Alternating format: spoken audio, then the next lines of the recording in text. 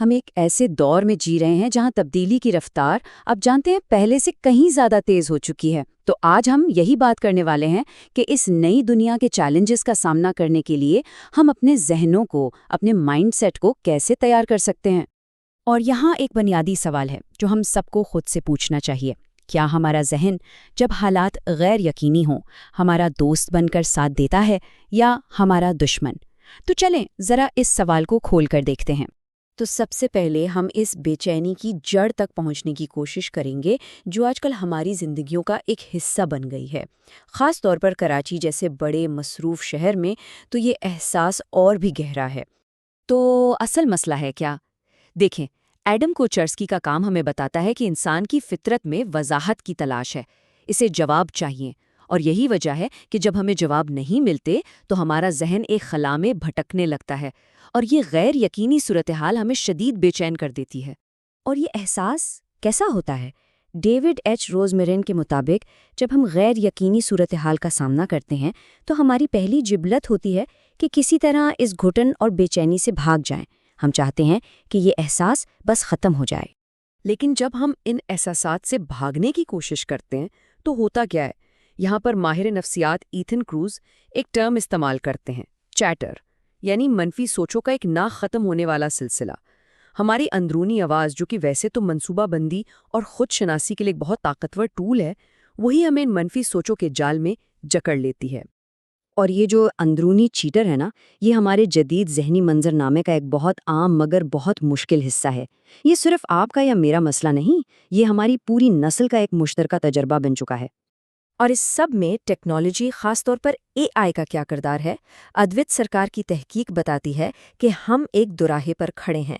ایک راستہ یہ ہے کہ ہم اپنی سوچنے سمجھنے کی صلاحیت اے آئی کو آؤٹ سورس کر دیں اور اپنی تنقیدی سوچ کھو بیٹھیں، اور دوسرا راستہ یہ ہے کہ ہم اسے ایک ایسے ساتھی کے طور پر استعمال کریں جو ہمیں مزید گہرائی میں سوچنے اور زیادہ ذہین بننے میں مدد دے۔ انتخاب ہمارا اپنا ہے۔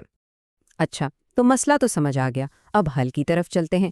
یہ حصہ ان عملی حکمت عملیوں کے بارے میں ہے جن سے ہم اپنی اندرونی دنیا کو دوبارہ مضبوط بنا سکتے ہیں، اسے اپنے قابو میں لا سکتے ہیں۔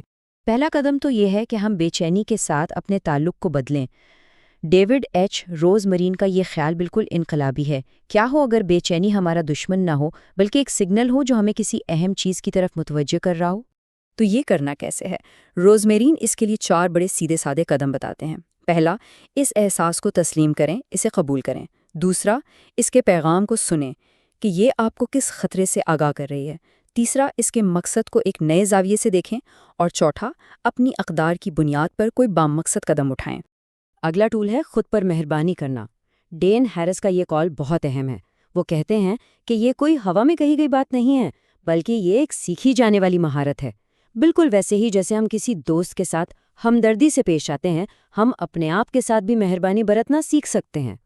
اور یہ سب چیزیں ہمیں ایک بنیادی تصور کی طرف لے جاتی ہیں، پرسنل ایجنسی، یعنی ذاتی اختیار۔ یہ اس بات کو سمجھنے کی صلاحیت ہے کہ حالات جیسے بھی ہوں، ہمارے پاس ہمیشہ انتخاب کی کوئی نہ کوئی گنجائش ضرور ہوتی ہے۔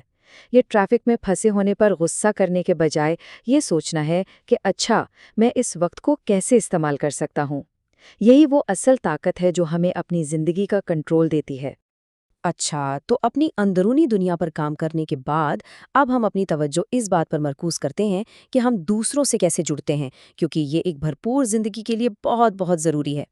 چارلز ڈوہیگ ہمیں یاد دلاتے ہیں کہ بات چیت صرف الفاظ کا تبادلہ نہیں ہوتی، اصل مقصد تو ایک گہرا تعلق قائم کرنا ہے۔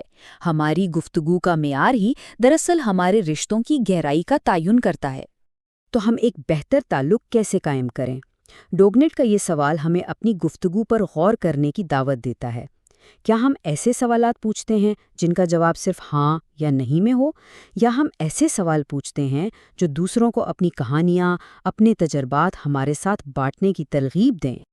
اور یہ سب کچھ ایک بڑے خیال سے جڑتا ہے، ایک بامقصد زندگی گزارنا۔ ایرا برزو کے مطابق اخلاقیات صرف کتابی باتیں نہیں ہے، یہ اس بارے میں ہے کہ ہم اپنی ذاتی اقدار کو جانیں، یعنی وہ چیزیں جو ہمارے لیے سب سے زیادہ اہم ہیں، اور پھر اپنے روزمرہ کے اعمال کو ان کے مطابق ڈھالیں۔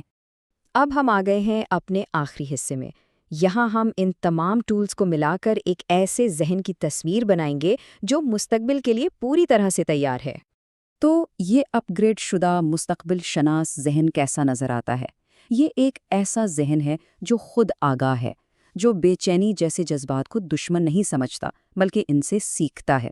یہ خود پر مہربان ہے، اپنی ذاتی اقدار پر قائم رہتا ہے اور ٹیکنالوجی کو اپنے اوپر حاوی ہونے نہیں دیتا بلکہ اسے ایک مقصد کے لیے استعمال کرتا ہے۔ اور ایک بار پھر کیٹ ہال کا یہ قول پورے خیال کا نچوڑ پیش کرتا ہے۔ اصل طاقت با اختیار ہونے میں ہے، اپنی زندگی کی تکمیل پر قابو پانے میں ہے۔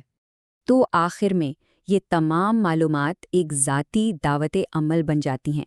آج وہ کون سا ایک چھوٹا سا انتخاب ہے جو آپ کریں گے جو آپ کو مستقبل کے ایک بہتر خود کی طرف لے جائے گا؟ اس سوال پر ضرور غور کیجیے گا۔